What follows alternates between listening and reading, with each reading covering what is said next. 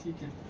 चूल्हा मिट्टी का, मिट्टी तालाब की, तालाब ठाकुर का, भूख रोटी की, रोटी बाजरे का, बाजरा खेत का, खेत ठाकुर का, बैल ठाकुर का, हल ठाकुर का, हल की मूठ पर हथेली अपनी, फसल ठाकुर की, कुआं ठाकुर का, पानी ठाकुर का, खेत खलिहान ठाकुर के, गली मोहल्ले ठाकुर के, फिर अपना क्या, गांव, शहर, देश।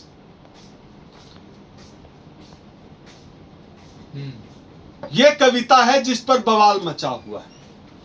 ये जो कविता है मुझे लगता है प्रतीकात्मक रूप से यह कविता इस देश में जो जातिवादी सामंती लोग हैं उनके खिलाफ यह कविता है और एक सच्चाई को जो है प्रदर्शित करती है।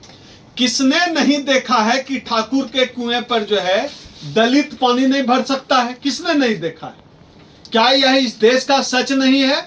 मैंने देखा है, मैं एक मृत्यु भोज पर गया हुआ था और वहां जो है दलितों को जमीन पर बिठा के खिला रहे थे और सवर्ण जो है टेबल कुर्सी पर बैठकर खा रहा था। यह तो सच है, इस भारत में जातिवादी समाज का यही सच है। इससे इनकार किसको है? क्या इस देश में ठाकुरों ने उत्पीड़न नहीं किया? क्या इस देश में सवर्णों ने उत्पीड़न नहीं किया? क्या इस देश में आज भी ठाकुर एक प्रतीक है? ठाकुर हो सकता है आपके यहाँ कोई राजपूत अपना सरनेम लगाता हो। हमारे बिहार में तो जो नाई जाति के लोग हैं उनको ठाकुर कहते हैं हम लोग, और ठाकुर वो होते हैं हमारे बिहार में जो नाई जाति के लोग। तो इस कविता में जो ठाकुर प्रसंग आया है वो है इस देश में जो सामंतीवादी शक्ति है, इस देश की जो जातिवादी शक्ति है, उनके लिए ठाकुर शब्द का प्रयोग किया गया है। तो क्या यह देश इतना जातिवादी नहीं है कि कुएं पे दलितों को पानी नहीं भरने दिया गया? ऐसा तो हुआ है इस देश में, आज भी होता है। क्या इस देश के विश्वविद्यालय में जाति के आधार पर भेदभाव नहीं करता? ठाकुर मतलब सवर्ण नहीं होता क्या? क्या हिस्सेदारी और भागीदारी में, इस देश में हिस्सेदारी और भागीदारी के मामले में हमारे साथ भेदभाव नहीं होता है क्या? तो ठाकुर शब्द से आपत्ति है, लेकिन जो भेदभाव है उस पर बात नहीं करेंगे। ठाकुर शब्द पर बात करेंगे कि अपमान हो गया। और ठाकुरों ने जो, सवर्णों ने जो, मनुवादियों ने जो शोषण किया उससे अपमान नहीं हो रहा है। तो ये जातिवादी मानसिकता है। लेकिन जो इसके खिलाफ है वो आपसे तो कुछ कह ही नहीं रहे, वो तो मनोज झा ब्राह्मणों से पूछ रहे हैं। नहीं, हाँ। ब्राह्मण ठाकुर आपस में जिसको जिससे पूछना है पूछे, लेकिन जो मूल तत्व है इसके बहाने जो हमारे सवाल है, जो हमारे साथ भेदभाव का मामला है, जो हमको कुएं पर पानी नहीं भरने दिया गया, सदियों तक जो हमारा शोषण हुआ, हम उस दर्द की बात करेंगे। और मुझे लगता है कि मनोज झा भी उसी दर्द की बात कर रहे थे। पर अब ऐसा नहीं है ना। किसने कहा? रूप बदल गया। क्या राजस्थान में एक बच्ची को उसके टीचर ने सिर्फ इसलिए नहीं पीट कर मारा क्योंकि उसने मटके को छू लिया था पानी पीने के लिए? ये 22वीं सदी में हुआ ना। तो आज भी तो हो रहा है जातिवादी उत्पीड़न। हमारे बिहार के लखीसराय में एक दलित का जो है खेत में कुछ छू दिया था, दलित ने उसको थ्रेसर में दे के मार दिया, थ्रेसर चला के। तो वो नहीं है क्या? फूलन देवी को क्यों विद्रोही नहीं होना पड़ा? क्योंकि ठाकुर के कुएं पर गई थी। तो यह देश बहुत जातिवादी है, सीधी सी बात है। इस देश में सवर्णों ने भेदभाव किया है, इस देश में सवर्णों ने छुआछूत किया है, यह एक सच है। ठाकुर शब्द से आपत्ति होती है, ठाकुर शब्द से आपत्ति होती है, हम इनकार करते हैं। आपत्ति करनी है छुआछूत से आपत्ति करो, आपत्ति करनी है तो भेदभाव से आपत्ति करो, जातिवादी उत्पीड़न से आपत्ति करो। ठाकुर शब्द की बहस यह कौन सी नकली बहस है? ठाकुर कुआं का इस कविता को अगर राज्यसभा में पढ़ा गया है, उसके बहाने आज भी इस देश में जो जातिवादी भेदभाव है उस पर बात होनी चाहिए। कुछ लोग ये सवाल खड़ा कर रहे हैं कि मनोज झा को वो कविता पढ़नी चाहिए थी जिसमें ब्राह्मणों को जो है प्रतीक के तौर पर दिखाया गया जिन्होंने शोषण किया, तो उन्होंने ठाकुर वाली कविता क्यों पढ़ी? नहीं, ब्राह्मणों को भी पढ़े। हम तो चाहते हैं कि जितने लोगों ने शोषण किया है तमाम शोषकों का सच सामने आना चाहिए, चाहे ब्राह्मणों का सच हो चाहे ठाकुरों ने किया हो। दलित उत्पीड़न से जो भी जो भी सामने आए सबको सामने लाना चाहिए, जिस किसी ने भी दलितों का उत्पीड़न नहीं, सवाल किया, यही है जिसने ना। भी हमारे साथ भेदभाव किया है।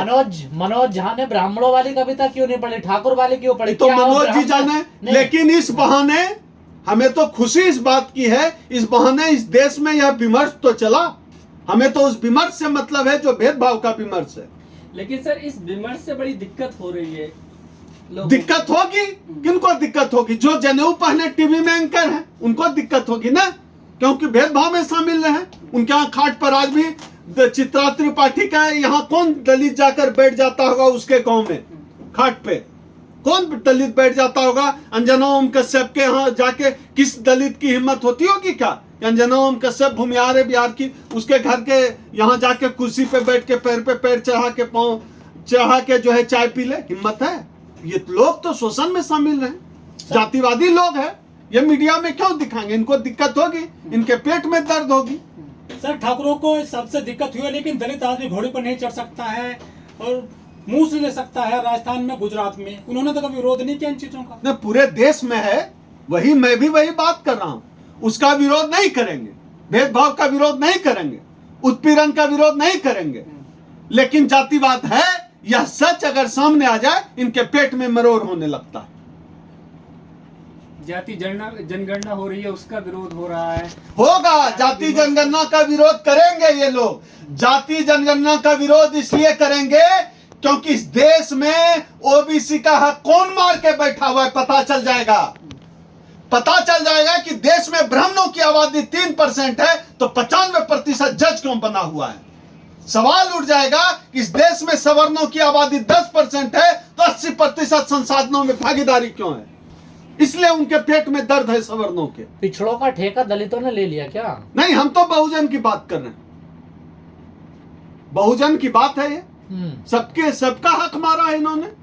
ओबीसी का भी हक मारा है, शेड्यूल कास्ट का भी हक मारा है, शेड्यूल ट्राइब का भी हक मारा है, सारे बहुजनों की हकमारी की है। पिछड़े तो कहते हैं इनका SC ST वालों का रिजर्वेशन खत्म होना चाहिए। आप अब जो कहते हैं देखिए क्या है, लेकिन जो पूरा जो एक मुकम्मल एजेंडा है बहुजन हिस्सेदारी की, बहुजन भागीदारी की, हम उस एजेंडे के साथ हैं। क्या 2024 से पहले ये जो विमर्श हो रहा है या आंकड़े जो आए, रिपोर्ट आए, तो इसका प्रभाव पड़ेगा? पड़ गया प्रभाव। अभी देखिए ना, पूरे देश में सिर्फ इसी की चर्चा है। पूरा जो है हिंदू मुस्लिम का पूरा बीजेपी का एजेंडा है। 2024 के पहले सारे एजेंडे ध्वस्त किए जा चुके हैं। अब कोई एजेंडा, अब सिर्फ जाति चल रहा। बताओ, दो हिस्सेदारी, कांग्रेस हो, भाजपा हो, जेडीयू हो, आरजेडी हो, समाजवादी पार्टी हो, जिस जात की जितनी भागीदारी है उसको उतनी उसकी हिस्सेदारी, जिसकी आबादी है भागीदारी देनी होगी। टिकट जाति के हिसाब से सब पार्टी को देना पड़ेगा।